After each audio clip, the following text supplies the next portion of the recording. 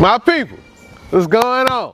So today on YouTube, we're gonna talk about what plants are best to start in the month of May. So we entering this mid-spring, and a lot of people, you're not late. Don't get me wrong, you're not late. But a lot of people, they're trying to catch up with the spring, right? And you may be stressed out about what to plant, what not to plant. Is it too late to plant certain items? And that's what we're gonna talk about today. So the first thing I'm gonna tell you is, people, you're not too late. You're not too late, because there's a lot of plants that I need to go ahead and get out here transplanted in the ground or in my beds or in a container. And I ain't did it yet either, people. So let's go ahead and get to it. Say hey to YouTube. Say hey, Nazir. They were just doing some farm chores in the back of the bike back there. All right, people, so first, I'm gonna start with some beans. And I'm actually out here right now. I'm about to transplant a few beans. Y'all see we got this cattle panel right here on the outside of this bed. I can make it a little bit more secure, but it'll be all right for now. But you wanna plant beans around this time of year, people. Peas, beans, we all call them different things.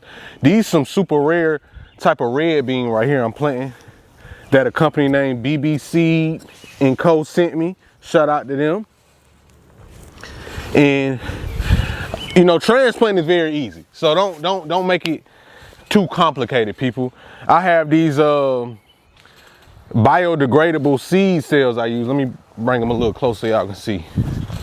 This particular plant, or these particular seeds right here, I started in it like this. You see how easy it just rip off? And it's like a cardboard type of material, but it's not cardboard. But it breaks down in the soil, so I can plant these directly in the soil. I'm a little dark. Let's brighten me up. I can plant these directly in the soil, and I'm gonna pretty much do that because I don't like disturbing the root ball. A lot of people don't mind, but I don't like disturbing the root ball. This life right here, you know, I don't want to mess up this life. So beans, peas of all sorts and all kinds. For one, they help. I'm breathing hard. For one, they help, they fix your soil. They fix the nitrogen in the soil. So you don't have to fertilize these with a lot of nitrogen, because they actually bring nitrogen into the soil. So beans and peas, if I gotta say that fast 5 times in a row, I probably couldn't do it. But not only are they ready to go outside around this time of the year, and you can plant plenty of them in a small space, they're gonna produce plenty, they produce fast, they grow fast, they also fix the soil for you though. So that's a big reason why I added to this list beans. This is a red bean plant right here, but beans and peas, they love to have something to trellis up. And that helps them have a great foundation. They hold on to this cattle panel, and they'll produce bigger and better beans for you. Not necessarily better, but bigger, and they'll produce more beans for you. So that's why I do it like that. You see, beans do not have to have like an extreme amount of space like watermelons. You may have to plant watermelons 4 feet apart, but beans, you can put them 6 inches apart, you know? Like these beans right here, we transplanted in the ground a couple weeks ago. You see they doing amazing. They will start to climb up this trellis right here in due time, but they loving this weather. I'm trying my best not to keep this video long, because I tend to make very long videos, so I'm trying to keep this video very short and straight to the point, people. All right, so the next plant is going to be the cucurbits, however you pronounce it. That's the scientific word for it, but I like to keep my teachings very simple, so I'm gonna just tell you what it is. Melons, cucumbers, squash, all of those things, right? Those are best to try to directly sow them in the ground. What that means is put the seed directly in the ground and let them grow from there, because those plants, they deal with transplant shock a lot. So if you take a plant that you grew from seed, like in your house around this time of year, and you try to put that plant outside, like a melon or squash, and you put it outside, they can deal with transplant shock and that can kill them. Or it could just take a long time for that plant to get the energy back and start to flourish for you. But get them directly in the ground, people. You don't have to. That's just recommended. And I'm telling you that because I got so many of those plants over there that's in seedling trays right now that has already sprouted for me that I have to go ahead and transplant out here. But I've been doing this for a little minute, so I know what to do just to to keep them happy, and that's don't disturb the root ball. Don't mess with the roots. If you have to transplant them out, don't break them apart. Don't do all that. Just try to smoothly and simply take that plant out of the seedling trays and get them in the ground, people, and get the dirt around them. And hopefully you can do it on a good day, you know, as far as like the temperature, so it's not being shocked. And today is an overcast day for us here in Georgia. We got a lot of rain and stuff. It's pretty a cool temperature, so it's a great day for me to go ahead and transplant a lot of these things. And so this right here is my raised bed. I think it's about 5 by 5 feet, and I have cucumbers along the trellis on the sides. They growing, they doing all right. And then I have right here in the center, I have the big plant you see that I'm pointing at. That's a zucchini, and then I also have squash in here. Now you see these. Now when I first started growing squash, they are what's the word I'm looking for? Notorious for getting a mold or mildew, and it's like a powdery mildew on them. But this is not that, people. You see it's not coming off.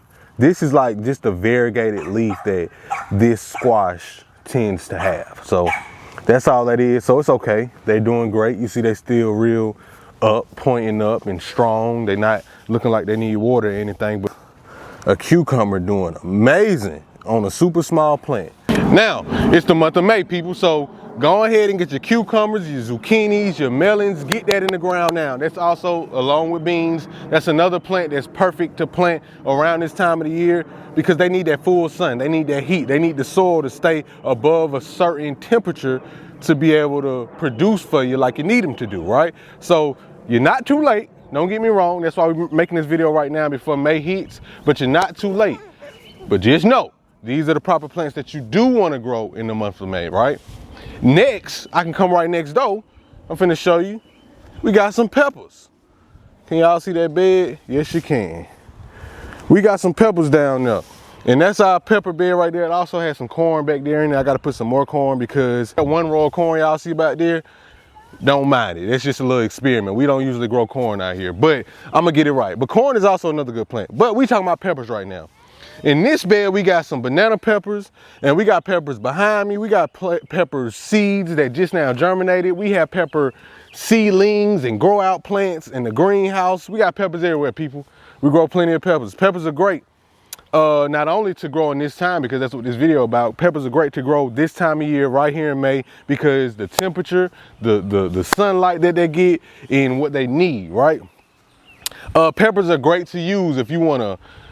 Well, we all cook and use vegetables, right? And peppers are one of those, it's like a seasoning. You know what I'm saying? But I ain't telling you why to grow peppers right now, even though they're great to preserve. You can make seasonings and you can make hot sauces. And outside of that, peppers are great to plant at this time of the year because the temperature right for them. They ready to go. They ready to get in the soil. So while we getting in the mid-spring right now, you're not too late, people. I got to keep reminding you that. Get those peppers in the ground.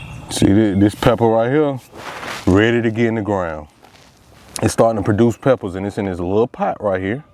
But that's what I'm telling you. Let's go ahead and get these peppers in the ground, people. The sooner you do it, the happier you'll be.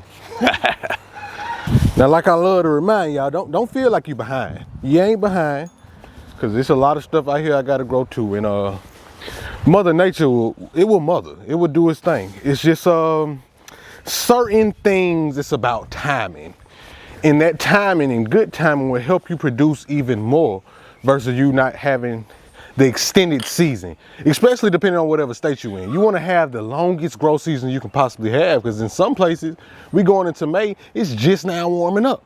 So that's why it's good to be on top of that timing, people, but you ain't behind. Let's get it. So now we talked about beans, we talked about your cucurbits, we talked about peppers, and now we're gonna talk about tomatoes. So any garden section that you go in America right now, you're gonna see tomatoes. They sell plenty of tomatoes, big tomatoes, small tomatoes, medium tomatoes, tomato plants that got tomatoes on them. The reason you see that because May is a awesome month to go ahead and put them tomatoes in the ground, people. You don't just have to put them in the ground. If you're going on containers, like I love to tell you all to do. If you're going on your balcony and you got the container garden setup going, go ahead and get your tomato plants in those forever homes, whether it's a 5-gallon bucket or whether it's in ground or in the raised bed. Get your tomato in this forever home. Why? Because tomatoes love this temperature, people. Tomatoes need the space to grow, people. So you don't want to keep them in those little pots for too long. It's May. Let's go ahead and get it started. Our season is here, like I love to tell you. You see, I got some of these tomatoes too close, as y'all see right now, but they'll be all right. They'll be all right. We're going to put these tomatoes in the ground, though. It's a great time to start them. And remember, when you plant tomatoes, you want to try to plant the stem as deep as possible, because that allows the tomatoes to create a bigger root ball down up under the ground, and it gives it more structure. But that allows for you to grow bigger tomatoes, nice juicy sized tomatoes, people. And it allows your plant to feel like, hey, I can keep producing you tomatoes because I got a lot of structure. I'm in the ground, I ain't going nowhere. Tomatoes, they need somebody like me and you. You know what I'm saying? Tomatoes need that good friend. They need something to lean on. They need somebody for support. So that's why it's great to use tomato cages. They're not bad. I love using tomato cages, as you can see, but T-posts are great if you want something to give support to your tomatoes, because they're strong, they're gonna last you for years. You can put them deep in the ground, they're gonna be very firm and sturdy, versus tomato cages. A lot of times, the cheaper tomato cages especially, they're not gonna last you long at all, and they're not as strong as they're promoted to be. Now, I talked to y'all about what to grow in the month of May, and I will give you something real quick about what I wouldn't grow in the month of May. What shouldn't I plant at this time of the month, people? And just to make it real quick, I will tell you leafy greens, broccolis, cauliflowers. I said leafy greens, but that's the spinach and the lettuce and the collard greens. That's not best to plant around this time of the year because it gets hot outside, and it may be too much heat for those plants. And when those plants get too hot, they start to bolt and they start to flower. And once they start to flower, the leafy green is not going to be as good as they would have been if they wasn't flowering. They'll have more of a bitter taste. Once they start to bolt, you can't eat them then. You know, you can't do nothing with them. Bolting is when they just look like they dead. They just look like my arms. They just do that. Like I'm done. It's too hot out here. I can't grow. So even though I'm about to put a few collard greens in the ground, because it's a way you can do it, and the way that you do it is you put it in a shaded area. If you got an area in your yard that gets really not a lot of sun, a couple hours of that early morning or late evening sun, and it stays shady all day, if you do want to grow some leafy greens or broccoli and cauliflower and things like that, it's best to do it then. It's best to do it in that area, in a shaded area. You'll have your best chances with it, but don't put it in full sun. Especially I'm down here in Georgia. You do not want it in that Georgia heat because it ain't gonna survive for you. Our season is here. Go ahead, get outside in that garden. If you need anything, if you need any questions answered, leave me a comment down below. Make sure you subscribe to the channel. Also, follow us on Instagram at Money Trees ATL. Follow us on TikTok at afyafarms. Follow us on Snapchat at afyafarms. Follow us on Facebook at afyafarms. And if you're not subscribed to our YouTube channel, but you learned something today, yeah, I know what I'm gonna ask you to do. Yeah, subscribe to the channel. Leave us a thumbs up. Put your post notifications on so y'all can keep up with our journey and we can grow together, since we in this together, people. I'll see y'all on the next video.